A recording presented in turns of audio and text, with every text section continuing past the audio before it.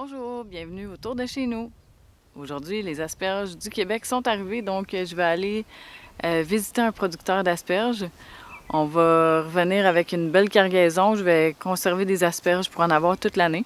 Je vais vous montrer comment je fais ça. Et puis aussi, on va cuisiner 2 recettes à base d'asperges. Le producteur, je m'en vais voir, c'est un producteur de Granby qui s'appelle Produit Mati. Et c'est la première fois que j'y vais. Donc, je ne sais pas comment ça va être aussi avec toutes les mesures sanitaires. Et puis, c'est un producteur de pleurotes aussi. Fait que, on va se ramener un beau paquet de pleurotes. Tantôt! Quand on arrive au produit Mati, on voit tout de suite la pancarte des haltes gourmandes, mais juste après, on voit la belle peinture d'asperges et de pleurotes sur un gros silo. Les mesures sanitaires sont clairement identifiées. Ce qu'il ne faut pas oublier, c'est d'apporter l'argent comptant. Et puis, parce qu'on remet l'argent directement dans la petite boîte qui est à droite du kiosque. On prend nos items. Il y a des gens dans le kiosque, derrière le plexiglas. On prend nos items, on peut jaser avec eux un peu, puis on met nos sommes dans la petite boîte. Donc, moi, j'ai pris en tout 10 livres d'asperges et 2 livres de pleurotes. Et puis, on s'en va cuisiner ça. Bon, là, l'eau bouille. Et puis, j'ai rempli le lavabo d'eau glacée. Je vais être prête à commencer à blanchir les asperges. Mais juste avant, je voulais vous montrer quelque chose. C'est le tiers des asperges que tout le monde jette habituellement. Ou il y en a qui le compostent, là. Mais c'est sûr que c'est mieux de composter. Donc, ça, c'est tout le tiers des asperges. Imaginez la belle quantité de nourriture que je vais pouvoir faire avec ça. Je vais faire un velouté d'asperges. On va faire ça demain parce que là, juste blanchir et tout ça, ça va être assez pour moi. Donc là, je commence à blanchir. J'ai tout coupé déjà à l'avance. Je vais y aller juste par petites sections. Fait que je mets... Oh, attends un petit peu, on va enlever le capuchon. Je vais juste y aller par petits paquets. Oups.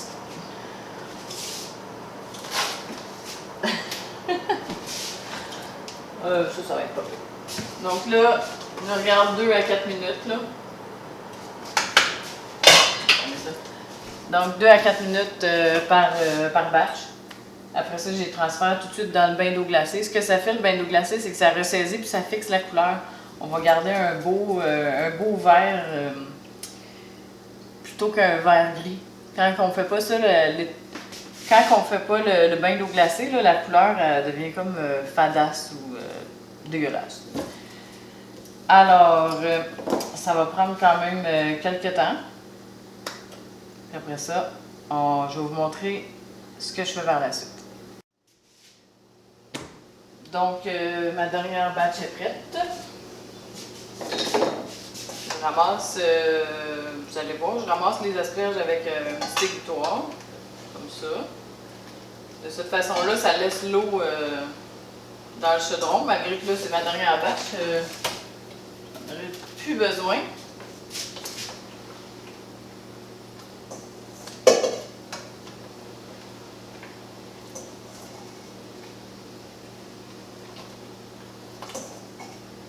On va à la pêche aux asperges.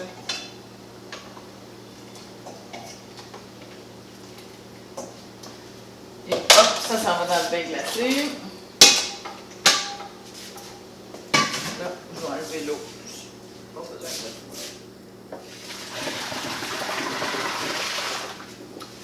Bon. Alors, ce qu'on va faire, c'est ça. L'année passée, je me suis acheté la machine sous vide, là, le Food Saver. Puis au début, j'étais comme un peu contre parce que, bon, ça prend toujours du plastique neuf, c'est un autre gadget. Puis je me suis dit à un moment donné, bon, je vais l'essayer, là, si je veux vraiment faire de l'achat local puis le conserver tout au long de l'année. Ça me prend une bonne méthode d'entreposage. Dans le passé, j'avais essayé là, le fameux Ziploc là, qui t'aspire l'air là, avec une paille, en pesant dessus, en faisant toutes sortes d'affaires, mais ça vient tout... ça fait des brûlures de congélation, puis ça fait plein de condensation. Avec le Food Saver, comme tu enlèves toute l'air, les asperges, ils sortent, c'est comme s'ils venaient d'être blanchis.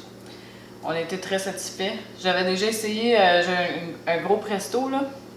J'avais déjà essayé aussi méthode de canning, tu sais, faire des conserves à l'autoclave d'asperges.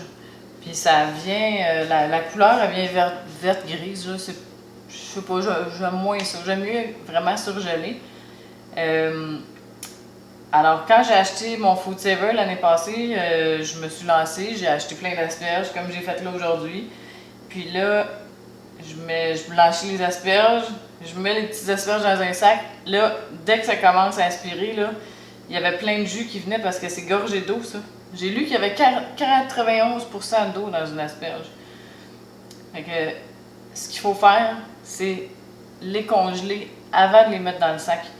Le Food Saver, comme c'est très, tu sais, ça l'aspire, ça tire de l'air, ça l'écrase tout. Donc, toutes les choses comme ça, même les fraises, les bleuets, si tu les congèles pas avant, ça va écraser puis ça va faire la compote ou je sais pas quoi, ça marchera pas là. Je l'ai déjà essayé puis ça marche pas. Donc là, je vais prendre mes asperges ici. Je vais les congeler sur une plaque. Ils ont tous été asséchés. Je vais les congeler sur une plaque. Puis demain, ben, je pourrais le faire à soir, mais souvent le soir, j'aime ça être en petit break. Là. Je les mets toutes, je les étale. Et puis demain, je vais mettre ça dans les sacs de congélation. C'est vraiment demain que je vais faire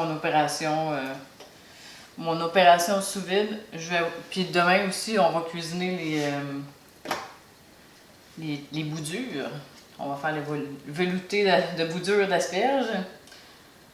Alors, je mets ça au congélo. Puis là, on va commencer. Je vais commencer le souper. Ce soir, je vais faire une béchamel avec des pointes d'asperges dedans.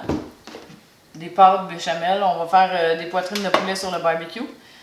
Puis je vais faire un petit poêlé de pleurotes. Juste dans le beurre, sel, poivre, là, quelque chose de bien simple. Ça va être super bon. Donc une béchamel toute simple. Béchamel avec du fromage. Je sais pas exactement. Là, je suis pas de recette. Les béchamels, c'est comme une recette de base. Là, fait que, alors, c'est ça. Je m'en vais porter ça au congélo. Puis demain, je fais le traitement sous vide. Donc, je vais vous montrer ça.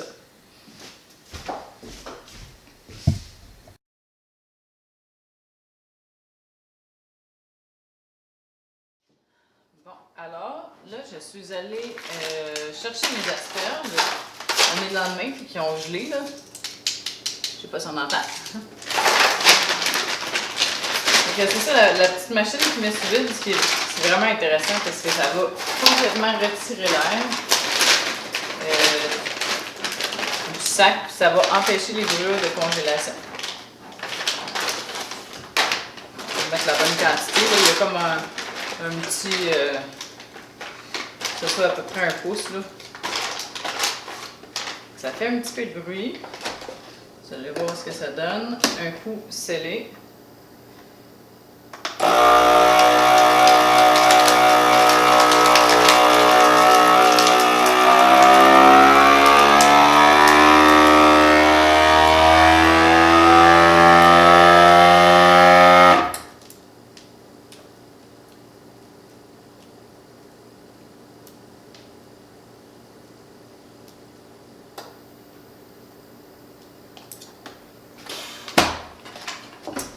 Voilà, mon premier sac. Fait qu'on voit là, c'est vraiment pris en pain. Ça fait un super beau travail. Fait que je vais faire toute la production au complet.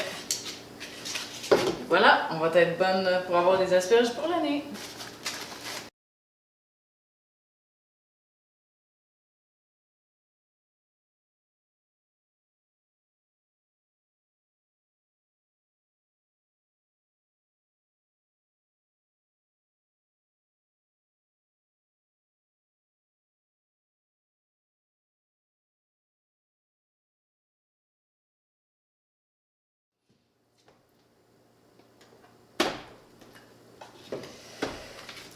Bon, alors, c'est terminé. Ça a fait 6 sacs, des beaux sacs. Je sais pas si vous voyez, mais j'ai quand même placé toutes les asperges dans le même sens. Ça fait vraiment plus beau.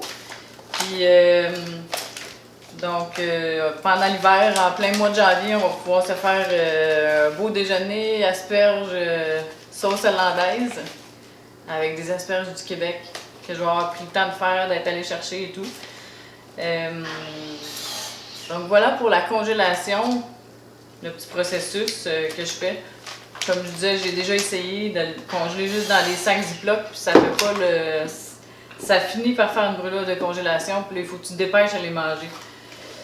Ce qui me reste à faire, qui est bien important, c'est d'inscrire la date. Parce que tu sais, des fois, mettons, là, un mois, ben, j'ai trouvé un paquet asperges 2019. Ben, si là, je mets des asperges 2020 en plus, la rotation des stocks, c'est mieux de savoir qu'est-ce qu'il faut manger en premier. Alors, je vais inscrire asperges mai 2020 sur chaque sac. Puis, aller le retourner au congélateur. Et voilà. Là, maintenant, on va faire le velouté de bout dur d'asperges ou crème de... En tout cas, je ne sais pas comment l'appeler exactement, là. C'est toute la partie que habituellement les gens jettent. Là, nous, on va faire un velouté avec.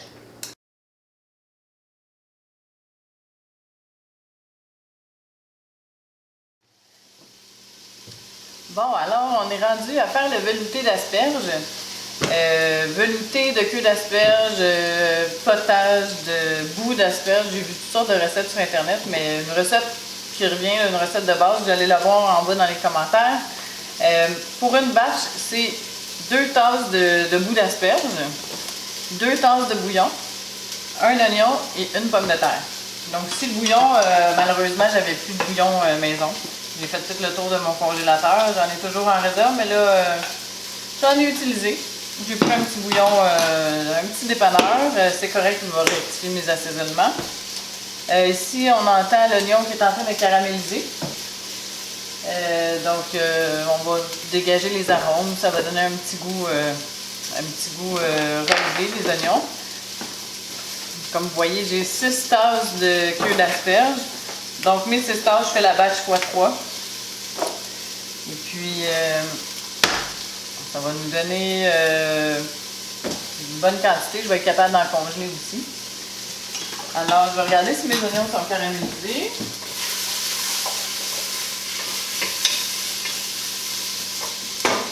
Oh oui!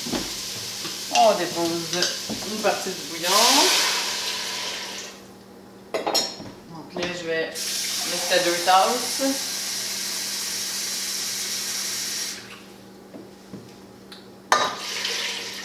Tasses.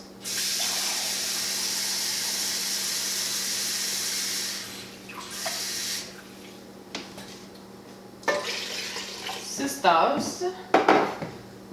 Je vais mettre mes queues d'asperges en essayant de ne pas splasher partout.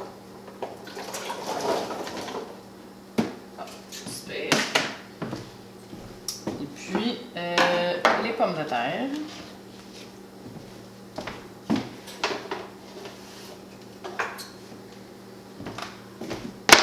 Je vois tout de suite qu'il manque du bouillon, fait que je vais rajouter de l'eau et un petit peu de poudre.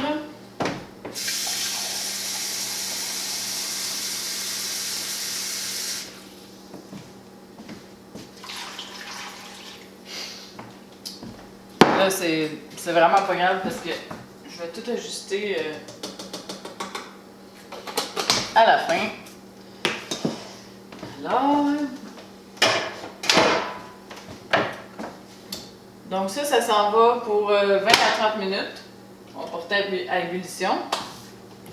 20 à 30 minutes, on y laisse le temps de bien cuire les pommes de terre, les asperges. Je pense qu'on va brasser un peu aussi. Pas que les pommes de terre... Bon, là, ça a plus d'allure. Ah, ça nous fait... Ça va en faire pas mal. Donc là, j'aimerais ça dans les commentaires que vous m'inscrivez, c'est quoi votre façon préférée de déguster les asperges. Moi, j'aime beaucoup griller au barbecue, dans le four, Les veloutés, c'est sûr que c'est toujours winner, mais peut-être que vous avez une façon personnelle ou familiale. Peut-être qu'il y a des recettes dans vos familles qui sont des recettes à essayer et des recettes succulentes. Donc, donnez-moi votre petit commentaire. Pendant ce temps-là, ça va cuire et puis je reviens avec la finalité, à quoi ça va ressembler. Ça beau velouté.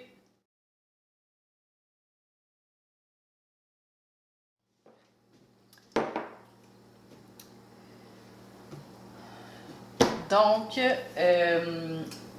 les asperges ont cuit pendant 20 à 30 minutes, là, je ne sais plus exactement. J'ai regardé que c'était bien cuit. Je suis rendue à ma dernière batch de blender. Je suis allée vraiment graduellement parce que quand on en met trop, les petites. Il y a quand même des petits bouts durs là, dans les queues d'asperges. Et puis, quand on en met trop, tu sais, ça va super bien l'Instant Pot, là, mais c'est pas un Vitamix. Donc, il faut y aller un peu plus mollo. J'ai essayé plusieurs façons, là, puis j'y vais 30 secondes à médium, puis après ça, 1 minute à high. Puis il reste plus de petits bouts, plus de fibres, tout est déchiqueté complètement. Donc, on y va pour notre dernière blendée. Ah, tiens, un nouveau mot.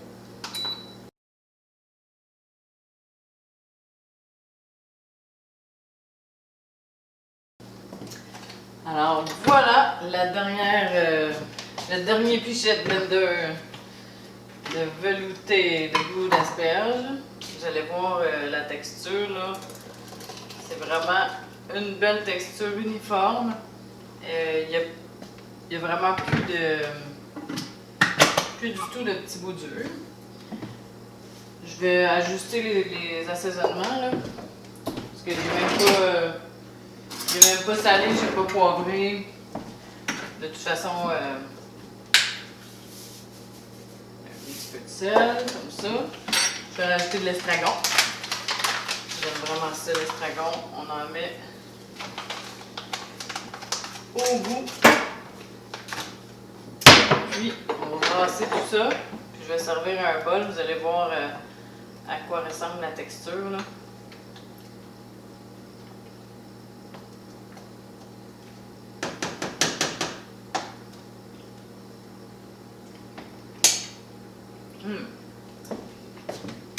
Excellent. Alors,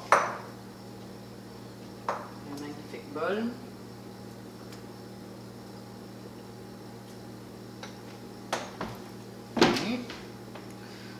On met des petits bouts comme ça pour la décoration.